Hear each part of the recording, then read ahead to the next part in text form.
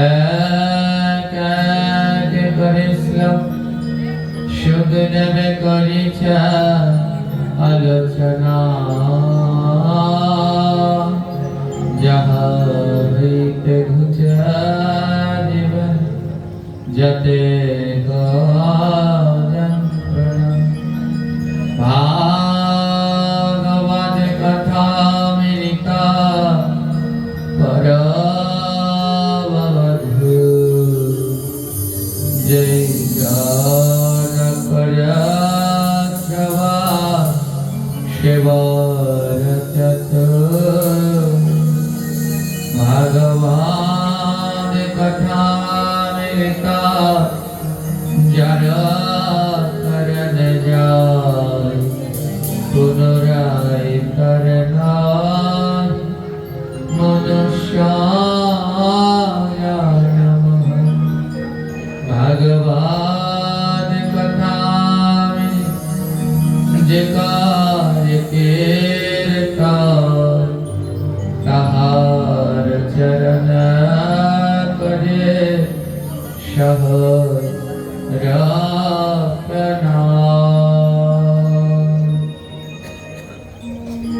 নিগম কল্পান্তরা গলেতম ফলা, সুখ মুখা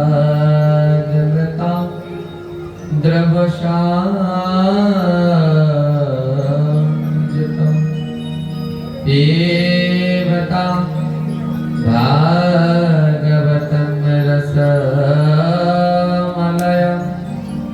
মুহুরঃ রসিকা ভুবি ভাবুকা।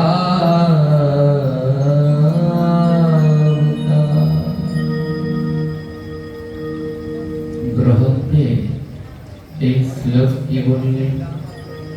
এই ভাগবত কি নিগম কল্প তরু গলিতম ফলম। বলে ভাগবত কি জানো? নিগম রূপে একটি বৃক্ষ আছে, সেই বৃক্ষে 8খানা ফল ধরেছে। এই 8টা ফলের মধ্যে একেবারে পাকা পরিপক্ক গাছে পাকা ফল। এই নিগম বৃক্ষ কাকে বলে? আমাদের সনাতন ধর্মের প্রধান ধর্মগ্রন্থ বেদ। বললেন এই বেদ হলো নিগম রূপ কল্পতরু। আমার গাছ যদি না থাকে কোনোদিন ফল হয়, তাই বেদ হলো আমাদের আদি গোড়া বৃক্ষ। বেদকে যদি কেউ না মানে তাহলে সে হলো নাস্তিক। বেদকে মানেনি কে? বুদ্ধ। বুদ্ধ আমাদের 10 অবতারের একজন। কিন্তু কেউ বুদ্ধের পূজা করে? যদি বলেন করে? সনাতন ধর্মে কারো বাড়িতে বুদ্ধের পূজা হয়? হ্যাঁ। এই যে বুদ্ধ পূর্ণিমা চলে গেল, কেউ পালন করলেন? কেন করলেন না? কারণ এই বুদ্ধ ভগবানের অংশ, কিন্তু বেদ মানেনি। এই মহাপ্রভু বললেন বেদ কে না মানি বুদ্ধ হইলা নাস্তি। বেদকে মানেনি বলে বুদ্ধ হলো নাস্তিক। এই জগতে যেই বেদকে মানবে না সেই নাস্তিক। আর এই বেদ হলো আমাদের প্রধান ধর্মগ্রন্থ, তাই এটা হলো বৃক্ষ। আর এখানে রয়েছে 8টি ফল, 18টি ফল। এই 18টি ফল হলো আমাদের 18খানা পুরাণ। আমাদের মোট কয়টা পুরাণ রয়েছে? 18খানা। আর আপনারা এখানে যেই গ্রন্থ শ্রবণ করবার জন্য বসেছেন, এর নাম কি? জেনে বলো। বলতে পারছেন না কেন? ভাগ কথাটা কথা হলো, বলতে হবে শ্রীমদ্ ভাগবত মহাপুরাণ। হ্যাঁ, শ্রীমদ্ ভাগবত। এই হলো এই পুরাণ। এই রচনা হয়েছে আজ থেকে 5000 5500 বছর আগে। এই ভাগবতের বয়স 5500 বছর। কিন্তু এই পুরাণ বটে, কোনদিন পুরাণ হয় না।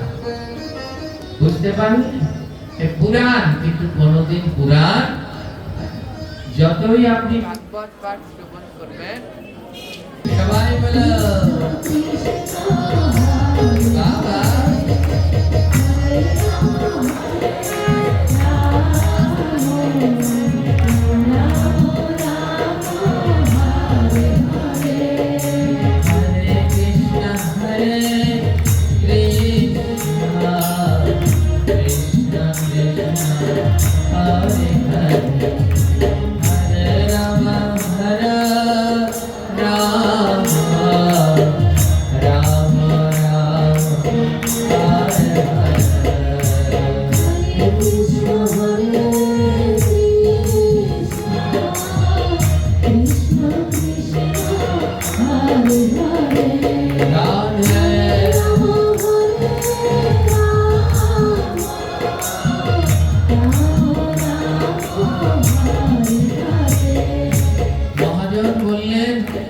ভাগবত পুরাণ, কিন্তু কোনদিন পুরাণ হয় যে 18 পুরাণের মধ্যে শ্রেষ্ঠ হলো ভাগবত মহাপুরাণ।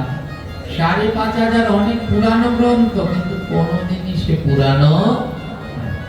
যতই ভাগবত শ্রবণ করবে ততই আপনার কাছে নতুন নতুন লাগবে, যত শ্রবণ করবেন ততই নতুন নতুন লাগবে।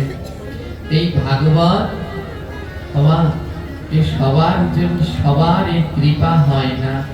এর কৃপা কার হয়? এই লাইনে বলল পিবত ভাগবতম রস মালয়ম মুহুরহ রসিকা ভূমি ভাবুকা। এই ভাগবত সবাই পাঠ করতে পারেন না। আমার মতো অজ্ঞানের দ্বারা ভাগবত পাঠ সম্ভব নয়। সেই ভাগবত পাঠ করতে জানে যার ভিতরে সেই ভাগবতের রস রয়েছে। ভাগবতের রস যার ভিতরে আছে সে পাঠ করতে পারে, শ্রবণ করতে পারে কে? ভুবি ভাবুকা। যার মনের ভিতরে সেই ভাব আছে, যার মনের ভিতরে সেই প্রেম আছে, সে পারে শ্রবণ করতে। আর যার হৃদয়ের ভিতরে রস আছে সে পারে বর্ণন করতে। এই সবাই পারে না। আমরা ভুলে গেছি মা, কার কাছে কি বলতে হয় সেটা ভুলে গেছি। একটু আগে 10 মিনিটও হয়নি, অবাক হয়ে গেলাম। এত দুরন্তর চালাক, এদের যে কি গতি হবে রাধারানী জানে। আমার কাছে মিথ্যে বলছে, কিন্তু উনি ভুলে গেছে যে কার কাছে সে মিথ্যে বলছে। দেখেন এই মোবাইল দিয়ে ছবি তুললে কি ওঠে? শুধু মুখটা ওঠে। কি ওঠে? আপনি মুখের ছবি তুললেন, মুখটা উঠবে, কি সুন্দর চেহারা। বুকের ছবি তুললেন, দেহের ছবি তুললেন, দেহটা উঠবে। কিন্তু এই মাথার মধ্যে কি আছে উঠবে? মোবাইলের ছবিতে উঠবে। বুকের মধ্যে কি আছে? মোবাইলের ছবিতে বুকের উপরের অংশ উঠবে, ভিতরে কি আছে উঠবে? উঠবে না। একই ছবি যদি এক্সরে মেশিনে তোলেন, এক্সরে মেশিনও ছবি তোলে, এক্সরে মেশিনে মাথার ছবি তুললে মাথার মধ্যে কি আছে সব উঠে যাবে। এক্সরে মেশিনে বুকের মধ্যে কি আছে ছবি তুললে সব উঠে যাবে। কিন্তু এক্সরে মেশিন কি মাথার মধ্যে যে কি চলছে সেটা বলতে পারবে? এক্সরে মেশিন বুকের মধ্যে কি চলছে, মনের মধ্যে কি চলছে বলতে পারবে? ওইটা আরেকটা ক্যামেরা পারে। এটা হচ্ছে 3 ধরনের ক্যামেরা। এই একটা ক্যামেরা মোবাইল ক্যামেরা, আরেকটা ডাক্তারের কাছে ওটাও ক্যামেরা, আরেকটা ক্যামেরা আছে সেটা কি জানেন? সাধুগুরু বৈষ্ণবের চোখ। সাধুগুরু বৈষ্ণবের চোখ, ওটা এমন এক ক্যামেরা, মাথার দিকে তাকালেই বলে দেবে আপনার মাথার মধ্যে কি চলতে আছে। আপনার বুকের দিকে তাকালেই বলে দিতে পারবে আপনার মনের ভিতরে কোন গন্ডগোল চলতে আছে। আমরা বড় চাতুরতা দেখানোর চেষ্টা করছি, কিন্তু বড় অজ্ঞান। এর জন্য বললে এই গ্রন্থ যিনি পাঠ করবেন তার ভিতরে সেই রসামৃত প্রয়োজন, আর যিনি শ্রবণ করবে তার ভিতরে সেই ভাবুকতা, সেই প্রেমের প্রয়োজন। আজ আমরা এত ভাগবত শুনছি, কাজ হচ্ছে না কেন? কারণ আমাদের ভিতরে এখনো সেই প্রেম, সেই রস আসেনি, যার জন্য হাজারবার ভাগবত শুনেও আমরা কোনো কিছুই করতে পারছি না। হ্যাঁ, যেখানে সেখানে যার কাছে যেমন খুশি মনের মতো মিথ্যা বলছি, কিন্তু ভুলেই যাচ্ছি সব জায়গায় এমন মিথ্যা বলতে নেই। হ্যাঁ, আবার কিছুদিন আগের ঘটনা, এক জায়গায় পাঠে গেলাম, তো দুই বন্ধু পাঠে যাচ্ছে, সত্যি ঘটনা, দুই বন্ধু পাঠে যাচ্ছে, 7 দিন ধরে পাঠ হচ্ছে, তো এক একদিন ভক্তদের এক একটা প্রসাদ দেয়। তো শেষের দিন দুই বন্ধু, একজন হলো খুব ভক্ত, ধুতি উত্তরী মালা পরা, দেখেই বোঝা যায় চেহারা, আরেকজনের প্যান্ট শার্ট পরা। এবার পাঠ শুরু হয়নি, আমি দাঁড়িয়ে দেখছি, তো দুই বন্ধু যখন ঢুকছে, যিনি ধুতি পরা বন্ধু, উনি প্যান্ট শার্ট আলা বন্ধুকে বলছে, চল তাড়াতাড়ি চল, সামনে গিয়ে বসবো। প্যান্ট শার্ট যিনি পরে আছেন ওনাকে বলছে, চল সামনে গিয়ে বসবো। ওটা কিন্তু বিগত আমি 3 দিন পাঠ করেছি, আগের 2 দিন কিন্তু সামনেই বসেছিল দুই বন্ধু। আজ ধুতি পরার জন্য ওই প্যান্ট শার্ট আলাকে ডাকছে, চল পাঠে সামনে গিয়ে বসবো। কিন্তু প্যান্ট শার্ট পরা যিনি, উনি বললেন, না আজ সামনে বসবো না। বলে কেন? বলে এই 2 দিন সামনে বসেছি, বাবা এই যে পাঠের শেষে প্রসাদ দেয়, যারা সামনে বসে ওনাদের প্রসাদ পেতে একটু দেরি হয়, আর যারা পিছনে বসে ওরা আগে আগে গিয়ে প্রসাদটা পেয়ে নিতে পারে, কারণ ওনাদের তো অনেকগুলো লোক দেখাতে হবে না। আর সামনে যারা বসে এদের সব লোক দেখিয়ে তারপরে যেতে হবে। এই পিছনে যারা আছে যদি গেটে প্রসাদ দেয় ওরা আগে পাবে, আর সামনে যারা আছে ওরা পাবে পরে। আর বসিয়ে প্রসাদ দিলেও সামনে যারা আছে ওরা পায় পরে, পিছনেরা আগে বসে পড়ে। তো এই দুই বন্ধুর ভিতরে প্যান্ট শার্ট পরা যিনি, উনি বললেন, আজ সামনে কেন বসবি না? বলে এই 2 দিন ধরে পাঠের শেষে ঠিক মতো প্রসাদ পাই না, তোর সাথে সামনে বসতে গিয়ে ওই পাঠের শেষে আর ভালো প্রসাদ পাই না, শেষে অল্প কয়টা পাতিল কাঁচানো অন্ন পাই, আলু তরকারি রান্না হয় কিন্তু আলুর রসা আর পাই না। ওই 2-3 টুকরো আলু দেয়, রস আর আমি পাই না।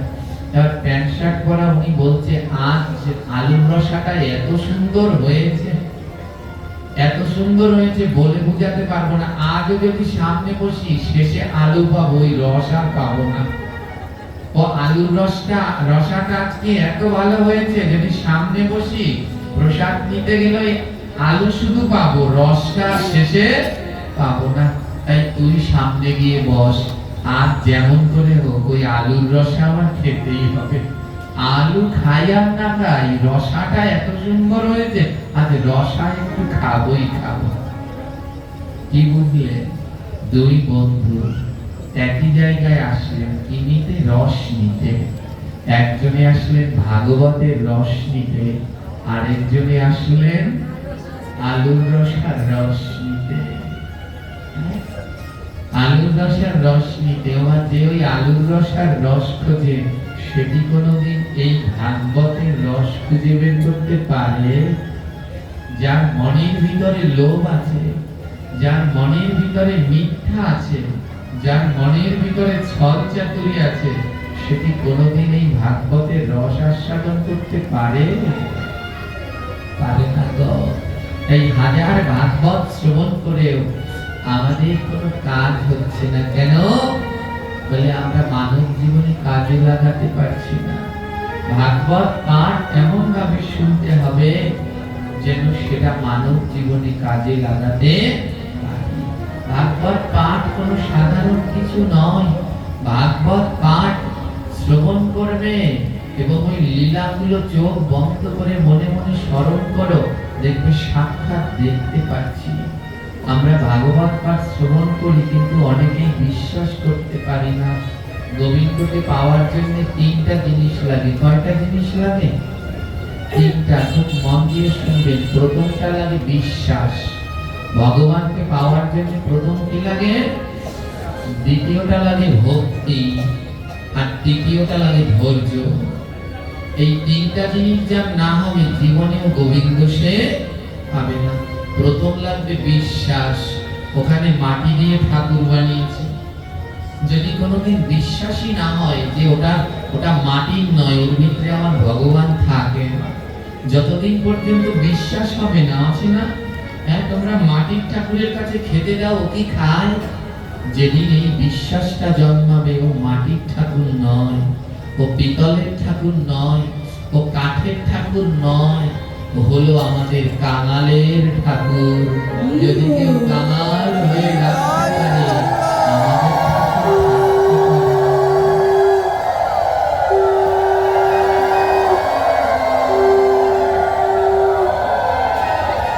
যদি কেউ কাঙাল হয়ে ডাকতে পারে, আমাদের ঠাকুর থাকতে পারে না, ছুটে আসে। বিশ্বাস থাকতে হবে। আমরা এই জগতে সবাই গোবিন্দ পাবে না। গোবিন্দ পাবে দুই শ্রেণী। কয় শ্রেণী পাবে? দুই শ্রেণী। কে? সবার প্রথমে পাবে যে কাঙাল, যাকে ভগবান জন্ম থেকেই কাঙাল বানিয়ে দিয়েছেন, কিচ্ছু দেয়নি, সব কেড়ে নিয়ে যাকে কাঙাল বানিয়ে দিয়েছে সে ভগবান পাবে। আরেক শ্রেণী পাবে যার লক্ষ লক্ষ কোটি কোটি টাকা আছে, সেও ভগবান পাবে। খুব মন দিয়ে শুনবেন, যার কিছু নেই, কিচ্ছু নেই, হাড়ি পাতিল টুকুও নেই, সে গোবিন্দকে পাবে। আর যার টাকার কোনো অভাব নেই, কোটি কোটি টাকা আছে, সেও ভগবানকে পাবে। প্রশ্ন করতে পারেনি, আবার কেমন কথা? কোটি কোটি টাকা থাকলে ভগবানকে পাবে কেন? টাকা দিয়ে কি ভগবানকে কিনবে? হ্যাঁ, যাকে ভগবান কাঙাল বানিয়ে দিয়েছে সে তো কাঙাল হয়েই গেছে, তার আর চিন্তা নেই, সে ভগবানকে পাবে। আর যাকে ভগবান কোটি কোটি টাকা দিয়েছে, সে যদি লালা বাবু, জগৎ শেঠের মতো ওই কোটি কোটি টাকা ত্যাগ করে দিয়ে দুই হাতে, খালি হাতে গৌর গৌর বলে রাস্তায় নামতে পারে, তাহলে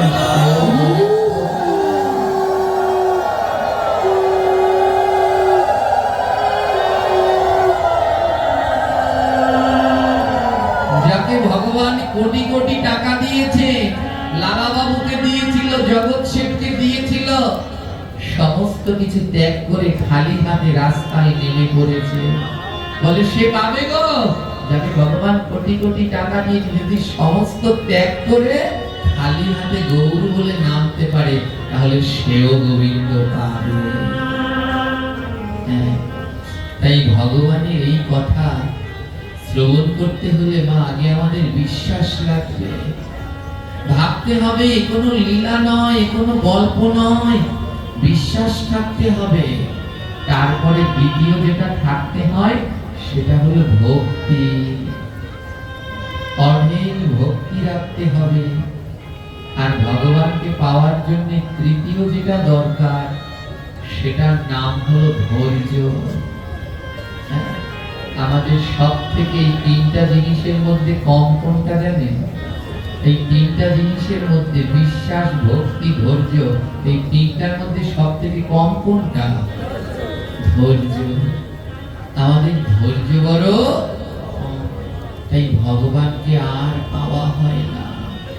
ভগবানকে পাওয়ার জন্য ধৈর্য ধরতে হয়, বিশ্বাস রাখতে হয়, হৃদয়ের মাঝে ভক্তি রাখতে হয়, বিশ্বাস রাখতে হবে আমার গোবিন্দ একদিন আসবে। মনের মধ্যে ভক্তি থাকতে হবে যে আমার গোবিন্দকে ডাকলে তিনি থাকতে পারে না। আর সেই ভক্তি আর ধৈর্য নিয়ে অপেক্ষা করতে হবে, ঠিক গোবিন্দ আসবে। যেন এক ভক্ত চরিত্র শ্রবণ করুন। বৃন্দাবনে তুলিন বলে একটি গ্রাম আছে। এই গ্রামে কোনো এক সময় ছোট্ট একটা বাচ্চা বাস করত। ওই বাচ্চাটির নাম হলো বিহারী লাল। খুব মন দিয়ে শুনবেন, বাচ্চাটার নাম হলো বিহারী লাল। ওই বাচ্চাটার মা বাবা কেউ নেই, জন্মে মা মারা গেছে, কিছুদিন পর পিতাও মারা গেছে, পাড়া প্রতিবেশী আত্মীয় স্বজনের কাছেও মানুষ হয়েছে। একটা মন্দিরে থাকে, ওই মন্দিরে প্রতিদিন মন্দিরটা মুছে দেয়, পূজারী ওকে কিছু প্রসাদ দেয়।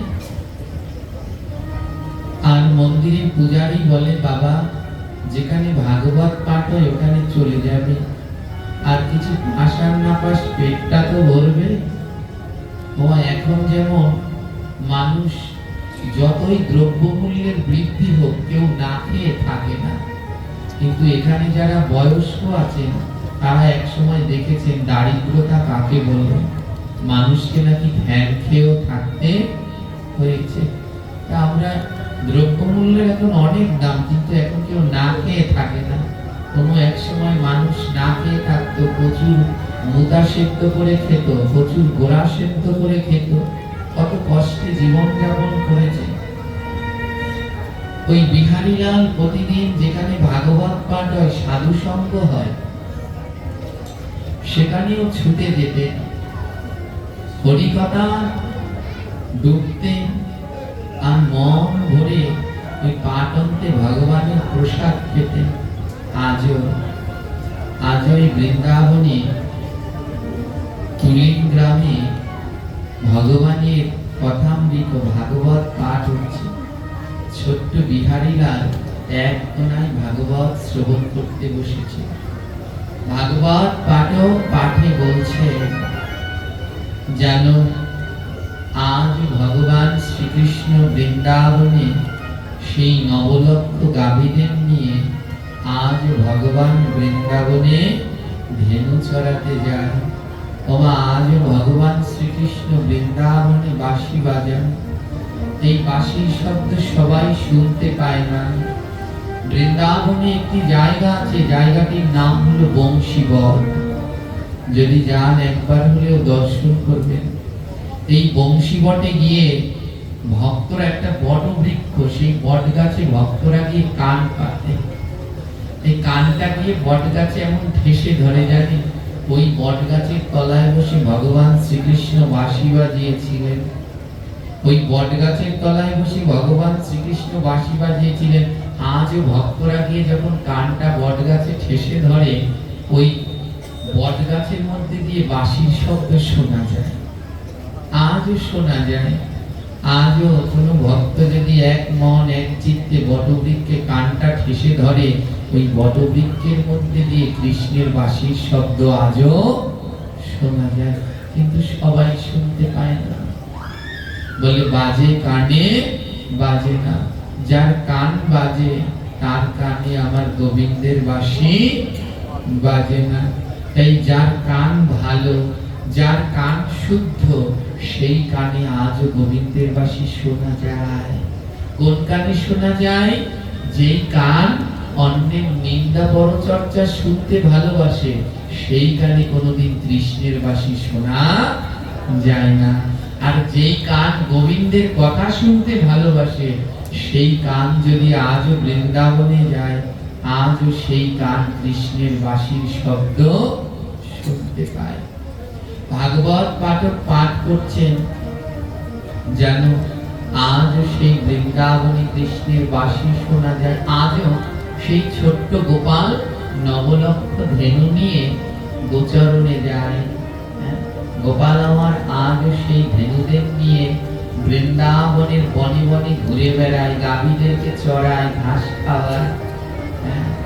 যেন ঠিক এমন ভাবে ভক্ত কণ্ঠে গেয়ে উঠলেন, এখনো সে বৃন্দাবন বাঁশি বাজে,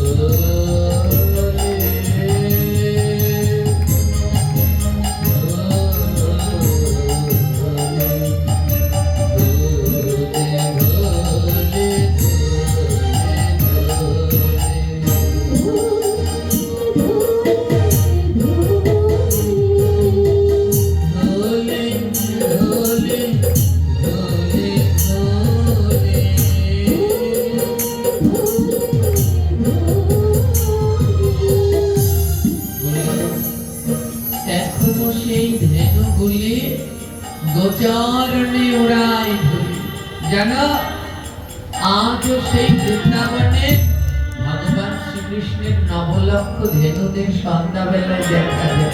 সত্যি দেখা যায় মা, একটা বন আছে ধেনু বন, সন্ধ্যাবেলায় গিয়ে দাঁড়ালে দেখবেন লক্ষ লক্ষ ধেনুরা ঘরে ফিরছে। আর শত শত ভক্তরা সেই লীলা দর্শনের জন্য ধেনু বনে গিয়ে দাঁড়ায়। ধেনু মানে বোঝেন গাভী গোমাতা। কি আশ্চর্য জানেন, এই যে আমি আসার সময় দেখলাম আপনাদের এই এলাকায় একটা অন্যরকম, সব গোমাতারা ছাড়া থাকে, কোনো কাউকে বাঁধে না, সবাই ঘুরে বেড়ায়। কিন্তু আমাদের ওদিকে আবার এমন নয়, একটা আমাদের যে গোমাতারা আছে একটা ছেড়ে দিলে একটা রাজত্ব ধ্বংস করে দেবে। হ্যাঁ, এখানে গোমাতারা একটু স্বাস্থ্য দুর্বল, তো এরা সব ছেড়ে রয়েছে। বৃন্দাবনেও এমন ছাড়া থাকে, কোনো বড় মাতাদের বাধা হয়, কিন্তু এইখানের গোমাতারা কেমন শান্তভাবে হেঁটে যায়। আর বৃন্দাবনের গোমাতারা যখন ঘরে যায়, যাওয়ার সময় খুরগুলো নাচাতে নাচাতে, চরণগুলো নাচাতে নাচাতে যায়, এমন ভাবে যায় যেন ওই যাওয়ার সময় তাদের চরণের আঘাতে ব্রজের ধুলাগুলো বাতাসে ওড়ে, ইচ্ছে ইচ্ছে করে ধুলাগুলো উড়িয়ে উড়িয়ে যায়। বলে ওরা এমন করে কেন? ওরা যাওয়ার সময় এমন ধুলোগুলো উড়াতে উড়াতে যায় কেন? বলে এই ধুলির মাহাত্ম্য তো সবাই বোঝে না। আজ এই বৃন্দাবনে বসেছে যারা ধুলির মাহাত্ম্য জানেন, তারা ভক্তের ধুলা নিয়ে গায়ে মাখে। আর যারা এই ধুলির মাহাত্ম্য বোঝে না, বৃন্দাবনের গোমাতারা তাই যাওয়ার সময় ধুলা উড়াতে উড়াতে যায়। বলে তোরা তো হাত দিয়ে নিয়ে ভক্তের ধুলা মাখবি না, তাই যাওয়ার সময় উড়িয়ে দিলাম। যদি উড়ে গিয়ে একটা ধুলিকণা তোদের গায়ে লাগে, এই ব্রজের ধুলের গুণে তোরা উদ্ধার হয়ে যা। এখনো সে ধ্যান গোলে গোচরণে উড়াই ধুলি।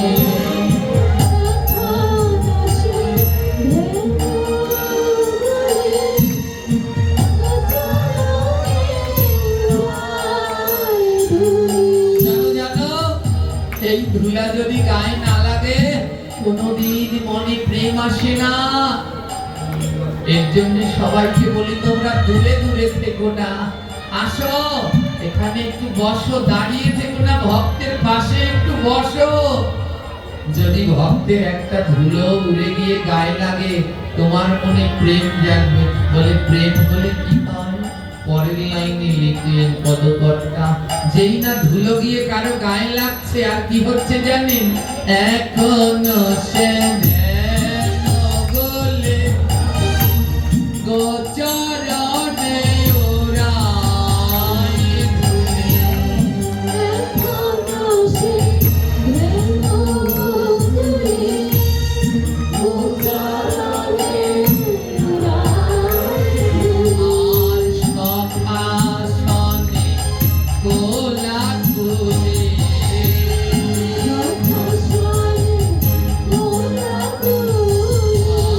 আর ভক্ত সনে কোলাকুলি।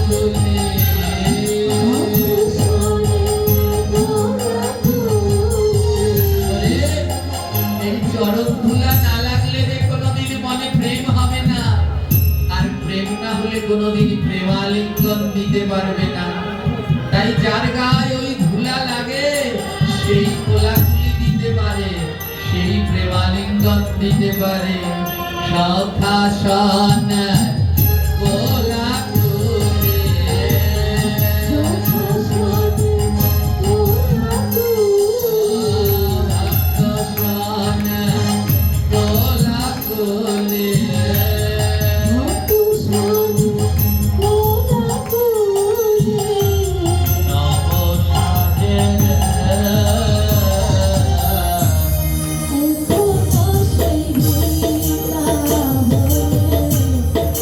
Shiva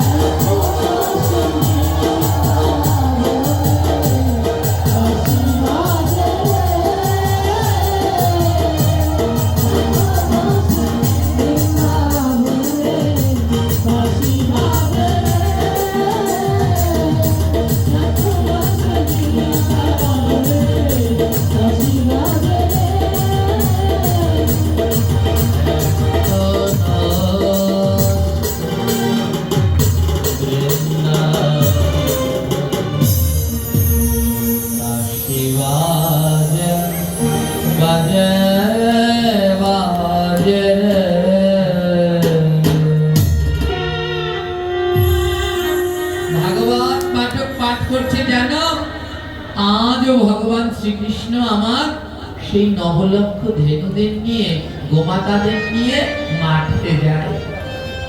যেই না এই কথা বলেছে, ছোট্ট 8 বছরের বিহারীলাল দাঁড়িয়ে পড়েছে। বিহারীলালের বয়স হলো 8 বছর। কত মা? ওর মন হলো সরল। যিনি না এ জগতের জীবনেও গোবিন্দ পাবে না যদি মনের ভিতরে গন্ডগোল থাকে। সে গোবিন্দ পাবে, সে 80 হোক, 90 হোক, 8 হোক, যদি মন সরল হয়। ছোট্ট বিহারীলাল দাঁড়িয়ে পড়েছে। এই পাঠক বাবা তুমি কি বললে? পাঠক বাবা বলল, জানো বিহারীলাল, এখনো কৃষ্ণ তার 9 লক্ষ গাভীদের নিয়ে মাঠে মাঠে ঘাস খাওয়াতে যায়। বিহারীলালের কাছে কৃষ্ণ মানে তাদের মন্দিরের ছোট্ট গোপাল। ওর কাছে কৃষ্ণ মানে কি? ছোট্ট। বিহারীলাল, ওর মন এত সহজ, এত সরল। বিহারীলাল বলল, এ পাঠক বাবা, এ কৃষ্ণের মায়ের নাম কি? বলে যশোদা। বাবার নাম নন্দ মহারাজ। ওদের মনে কি একটু মায়া দয়া নেই? এত ছোট্ট কৃষ্ণকে গরু চড়াতে পাঠায়, ওরা কি মা বাবা? ওর কাছে কৃষ্ণ মানে ছোট, যে এতটুকু একটা বাচ্চাকে কেউ গরু চড়াতে পাঠায়। এই হলো সরল মন। আপনাদের প্রথমে বললাম গোবিন্দকে পাওয়ার জন্য কটা জিনিস লাগে।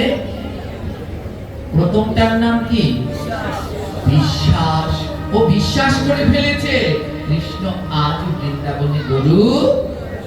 আর ওর কাছে কৃষ্ণ বড় কেউ নয়, ওর কাছে কৃষ্ণ কোনো ভগবান কেউ নয়। ওর কাছে কৃষ্ণ মানে এই ছোট্ট গোপাল, হামাগুড়ি দিয়ে দিয়ে যায়।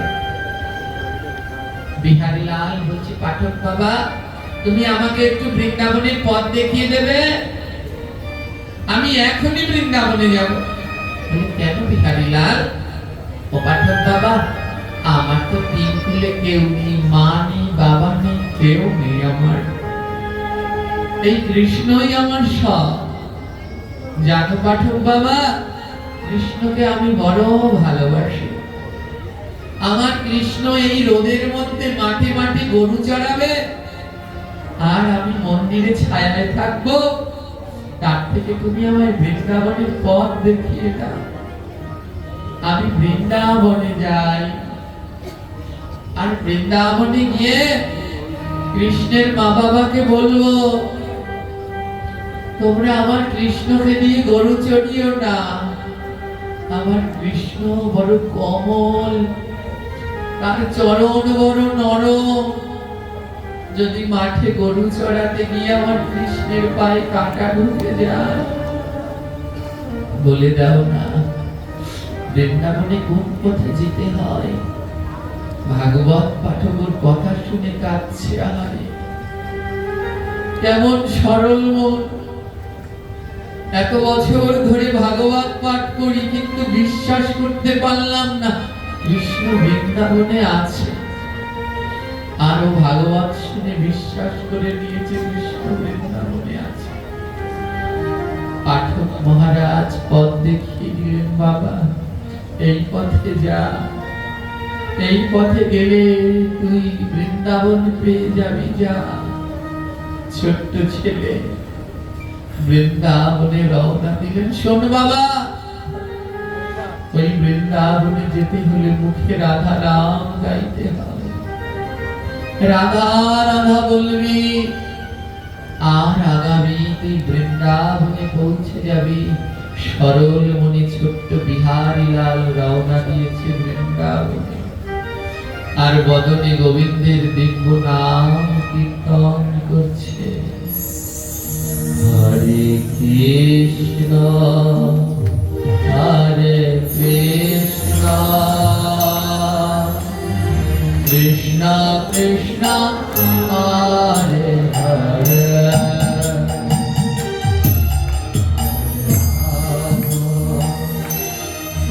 হরে রাম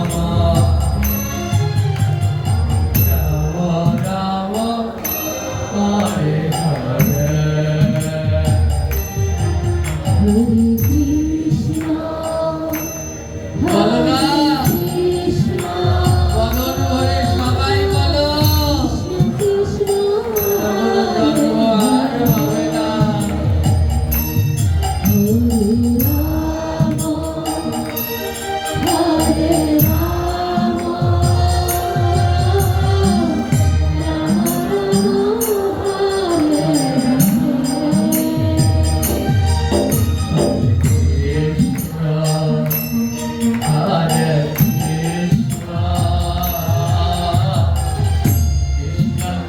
এই,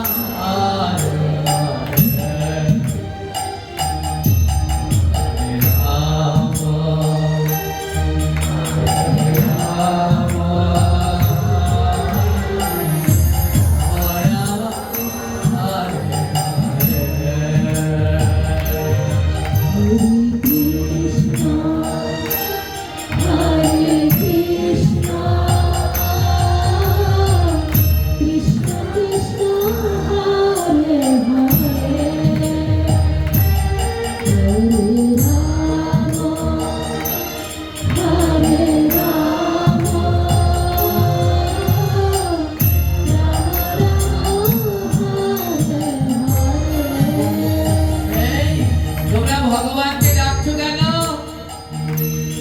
ওই মাটির ঠাকুরকে ডাকলে কি আসে? বৈষ্ণব তুমি বললেন আসে গো।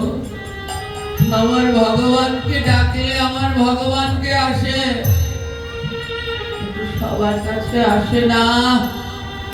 যে বদনে ডাকে আর দুই নয়নের জলে ভাসে, তার কাছে আমার গোবিন্দ আসে। তাই ও ভক্ত, নয়ন জলে ভেসে ভেসে ভগবানকে ডাকো, দেখবে ভগবান আসবে।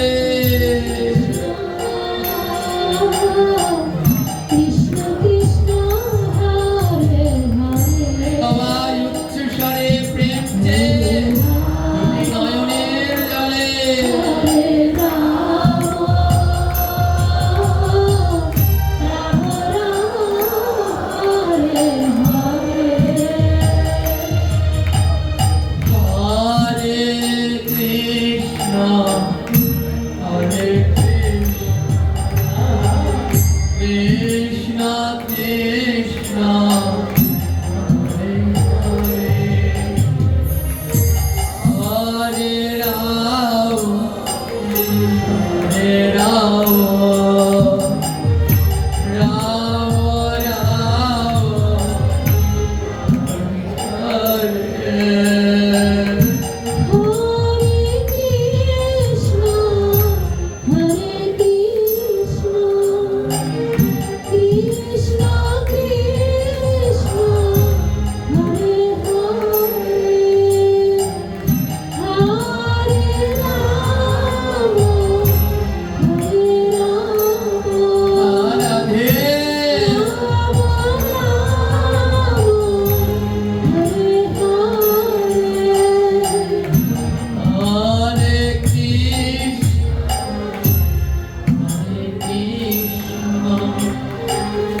কৃষ্ণ কৃষ্ণ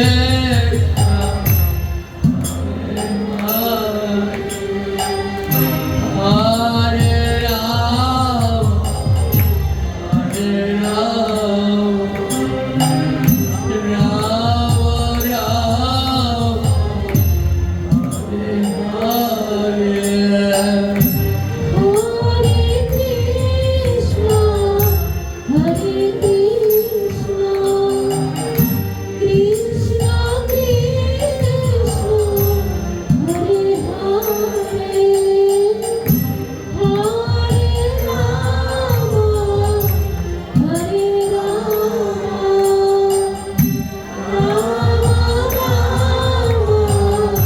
হরে হরে ওগো, আমি তো নয়ন জলে রাখতে পারছি, আমার নয়নে কি কৃষ্ণ নামে জল ঝরবে না? ঝরবে গো, ঝরবে। তোমার নয়নেও কৃষ্ণ নামে জল ঝরবে। তুমি একটা কাজ করো, বদলে নাম করো, আর দুই বাহু দিয়ে ভক্তের সাথে প্রেমালিঙ্গন করো, ভক্তের সাথে পরশ করো, দেখবে তোমার নয়নেও কৃষ্ণ নামে জল ঝরবে। কৃষ্ণ কৃষ্ণ কৃষ্ণ হরে হরে হরে রাম হরে রাম রাম রাম হরে হরে হরে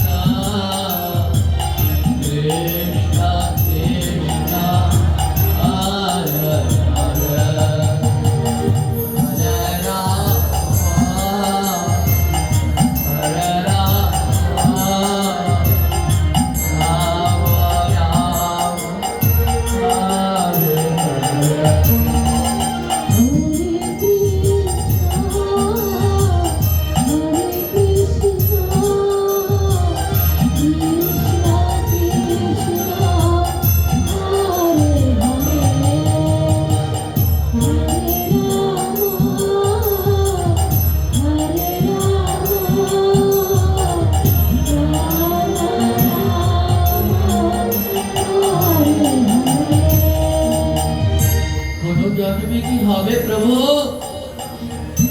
আমি এই মায়ার বাঁধন থেকে কি আমি মুক্তি পেতে পারবো? আমি যে মায়ায় বড় আষ্টে পৃষ্ঠে আছি প্রভু, আমি যে এই মায়াকে বলে তোমার চরণ ভজন করতে পারছি না। কবে হবে আমার সেই দিন আমি সমস্ত মায়া ভুলে হব গৌর নিতাইয়ের চরণের অধীন?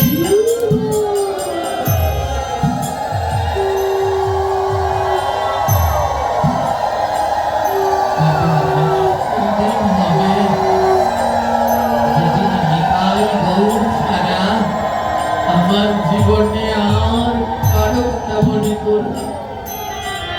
তবে আমার সেই দিন হবে যেদিন নিতাই নিতাই গৌর গৌর বলে রাধে রাধে বলে কাঁদব। ছোট্ট বিহারীলাল রওনা দিয়েছে বৃন্দাবন। বৃন্দাবনে পৌঁছতেও গেল। বৃন্দাবনে একটি মন্দির আছে, বাঁকে চাঁদের মন্দির। বাঁকে মানে হলো বাঁকা, বাঁকা চাঁদের মন্দির। বিহারীলাল ওই মন্দিরে গিয়ে দাঁড়িয়েছে। মন্দিরের পূজারীকে জিজ্ঞেস করছে, পূজারী, ও পূজারী, আমার কৃষ্ণ কোথায় জানো? আমার কৃষ্ণের বাড়ি কোথায় জানো পূজারী? মন্দিরের পূজারী বলল, তোমার নাম কি? ছোট্ট ছেলেটা বলছে, আমার নাম বিহারীলাল। কেন এসেছো? আমি ভাগবত পাঠে শুনেছিলাম কৃষ্ণের বাবা মা কৃষ্ণকে দিয়ে গরু চড়ায়, তাই আমার বড় কষ্ট হয়। অত ছোট্ট কৃষ্ণকে দিয়ে কেউ গরু চড়ায়? আমি কৃষ্ণের সব গরুগুলো চড়িয়ে দেব, কিন্তু কৃষ্ণের বাড়ি তো চিনি না। আমার কোনো টাকা পয়সা কিচ্ছু লাগবে না, শুধু আমাকে একটু প্রসাদ দিলেই হবে। ওই মন্দিরের যে পূজারী, ওর মনে লোভ ছিল। মন্দিরের পূজারী বলে, এমন সহজ সরল এমন বোকা ছেলে তো পাওয়া যাবে না, ভুলিয়ে ভালিয়ে আমার বাড়ি নিয়ে যায়। আমাদেরও তো 10-20টা গরু আছে, ওকে দিয়ে গরুগুলো মাঠে চারণ করাবো। পূজারী বললেন, শোন, এটাই হলো কৃষ্ণের বাড়ি, কিন্তু কৃষ্ণের সাথে দেখা করা যাবে না। কৃষ্ণ সবার সাথে দেখা করে না, ও দেখা করে না। তোর যদি কৃষ্ণের জন্য এত দয়া হয়, তাহলে তুই কৃষ্ণের গরুগুলো চড়িয়ে দে। ছোট্ট বিহারীলাল বলে, হ্যাঁ, কোথায় কৃষ্ণের গরু? আমায় নিয়ে চলো।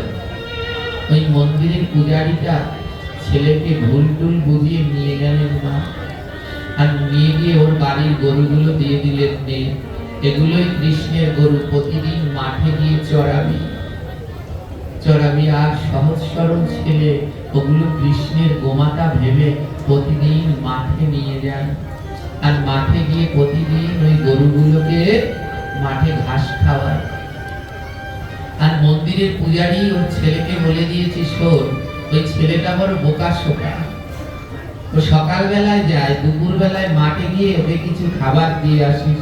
প্রতিদিন ওই দুটো শুকনো রুটি, যা ওই কেউ খায় না, বেঁচে থাকে ওদের বাড়ি, মাঠে গিয়ে ওই সরল বিহারীলালকে দেয়, আর ও ওখানে বসে খায়।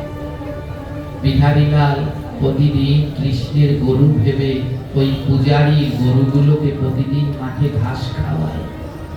বিহারীলালের মনে কোনো দুঃখ নেই, শুধু একটা দুঃখ, কৃষ্ণ, তুমি কি শুধু ধনী? তুমি কি কাঙালেন না? ও কৃষ্ণ, আমি না বড় দুঃখী, জানো, আমি বড় দুঃখী কৃষ্ণ। আমি আমার মাকে দেখিনি, তারপরে আমার বাবাও মারা গেল, জানো কৃষ্ণ। পাড়া প্রতিবেশী সবাই মিলে আমায় মানুষ করে। ও কৃষ্ণ, আমার জীবনে কোনো ইচ্ছে নেই। কৃষ্ণ, তোমার ওই মন্দিরে তো সব বড়লোক মানুষ যায়, আমাদের নাকি ঢোকা নিষেধ। কৃষ্ণ, তোমার যদি কোনোদিন দয়া হয়, তুমি একটাবার এসে আমায় দেখা দিয়ে দিও কৃষ্ণ, শুধু একটাবার এসো, আমি আর কিছু চাই না কৃষ্ণ, একটাবার এসো।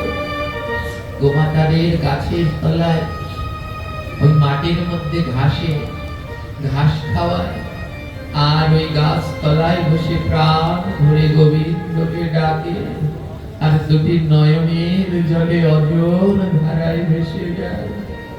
হরে কৃষ্ণ হরে কৃষ্ণ কৃষ্ণ কৃষ্ণ হরে হরে